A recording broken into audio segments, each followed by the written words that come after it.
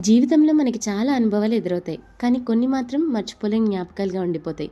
చిన్నప్పుడు ట్రైన్‌లోని, బస్‌లోని వెళ్ళేటప్పుడు పొలాల్ని చూసి చాలా సరదాగా అనిపిచ్చేది. అలాంటిది మొదటిసారి పొలంలో దిగి మొనవేయటం ఒక గొప్ప అనుభూతి. ఇంతకీ మొనవేయటం అంటే ఏంటో చెప్పలేదు కదా! మొనవేయటం అంటే నాట్లు వేసే ముందు ఆ సంవత్సరం పంట బాగా రావాలని ఆ భూమాతని మొక్కుకోవటం. ఇంటి ఆడవాళ్ళు మొదటి మొన వేస్తారు. మా అత్తమ్మతో పాటు ఈసారి నాకు కూడా అదృష్టం వచ్చింది. పొలంలో నా డాన్సులు చూసి ఎక్కడ భూమాతకి కిస్సిస్తానేమో అని భయపడి మా శ్రీనిబావ గారు నాకు చాలా హెల్ప్ చేశారు. తర్వాత నేనే జింకలా వెళ్ళిపోయా. నాట్లు వేసే దగ్గర వెళ్ళి నాట్లు వేయటం నేర్చుకొని వేశాను. వాళ్ళందరూ నేను నాట్లు వేసేటప్పుడు ఒక సౌండ్ చేశారు. అది వాళ్ళ కైండ్ ఆఫ్ వెల్కమింగ్ అంట. భలే ఉత్సాహంగా అనిపించింది. పొలం దున్నాలని మా బావగారు ట్రాక్టర్ ఎక్కితే పనిలో పని ఇది కూడా ఎక్స్పీరియన్స్ చేద్దామని నేను ట్రాక్టర్ ఎక్కేశాను.